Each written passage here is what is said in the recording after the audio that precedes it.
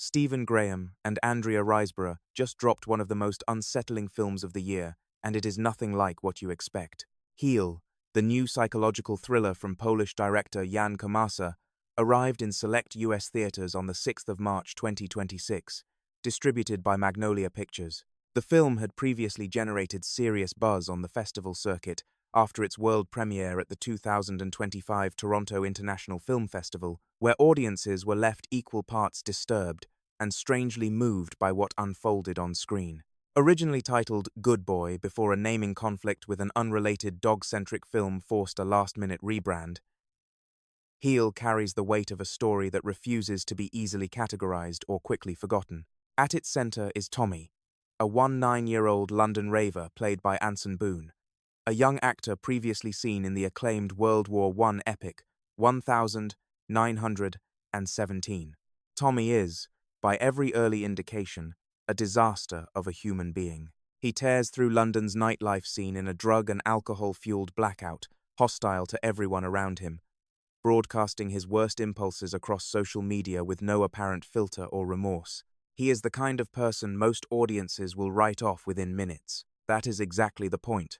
In the final hours of a catastrophic bender, Tommy is kidnapped off the street and wakes up chained in the basement of a sprawling, well-appointed English estate, the collar around his neck connected to an elaborate pulley system running through the ceiling above. His captors are Chris and Catherine, played by Stephen Graham and Andrea Riseborough respectively. Graham, who delivered an emotionally gutting performance in the recent limited series Adolescence, takes a strikingly different approach here. Chris is calm, measured, and almost aggressively paternal. He does not threaten. He does not monologue about revenge or justice. He corrects bad behavior with a firm hand, literally, using a billy club when Tommy pushes too far, and punctuates each punishment with a quiet, rhythmic bad boy, bad boy, bad boy, more disappointed father than sadistic villain. Catherine, whom Chris addresses exclusively as Princess, orbits the edges of the story in the first half, shell-shocked and strange, though the film eventually grants her more agency than her initial silence suggests. The family is completed by Jonathan, their young son played by Kit Rakusen, who offers Tommy the only warmth in the house that does not come attached to a lesson. It is through Jonathan that Tommy first softens, and it is through the accumulation of small domestic moments, a birthday picnic outside, slow meals, quiet evenings that the film begins its genuinely unsettling work. As weeks pass, Tommy is allowed upstairs. The collar remains. The bells attached to him continue to chime with every movement. But the cage grows larger, and the question of whether Tommy is being rehabilitated or simply broken becomes harder to answer. Komasa, whose 2020 film Corpus Christi earned Poland an Academy Award nomination for Best International Feature Film, brings a sharp visual sensibility to the material. The basement is grimy in atmosphere but clean in execution, a deliberate design choice that prevents Heel from sliding into exploitation territory. The contrast between the dark, echo-filled cellar and the warm, ordinary domesticity upstairs does much of the film's thematic heavy lifting without a single line of dialogue.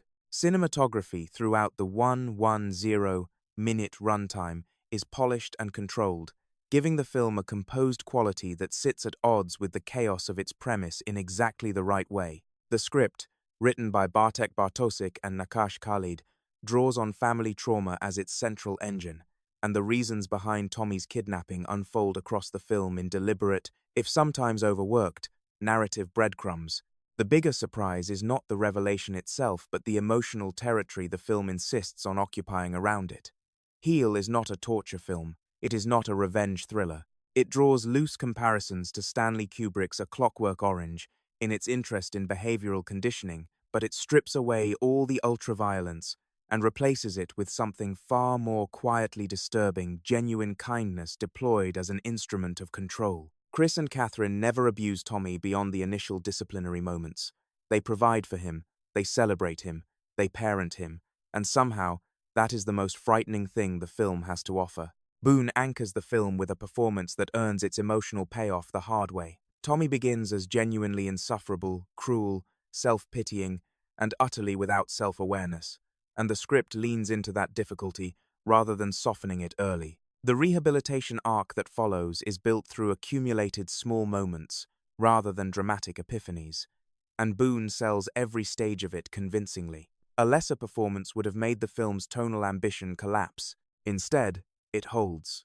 There is a single scene near the midpoint that many audience members will cite long after leaving the theater. Tommy, left alone briefly, while Chris and Catherine slow dance to Smoke Gets in Your Eyes by the Platters on the terrace outside, attempts to steal a kitchen knife to aid his escape. The chain around his neck nearly strangles him in the process. It is played with a pitch-dark, absurdist humor that captures everything the film is trying to be, simultaneously terrifying, faintly ridiculous, and deeply human. Critics have noted that Heel occasionally strains under its own runtime, and that a tighter edit might have sharpened its best instincts. The film's final act takes a deliberately quiet, almost wholesome turn that will divide audiences expecting a violent or nihilistic climax. Whether that ending reads as a bold subversion or an unsatisfying pivot will likely depend on what the viewer came looking for. What is not debatable is the quality of the performances, the assurance of the direction, and the film's genuine willingness to sit with moral ambiguity rather than resolve it cheaply. Heel is in theaters now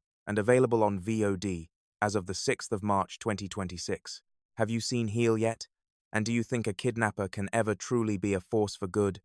Or is the film asking us to excuse the inexcusable? Drop your thoughts in the comments below, and if you want more in-depth coverage of the films that are actually worth talking about this year, hit like and subscribe so you never miss a breakdown.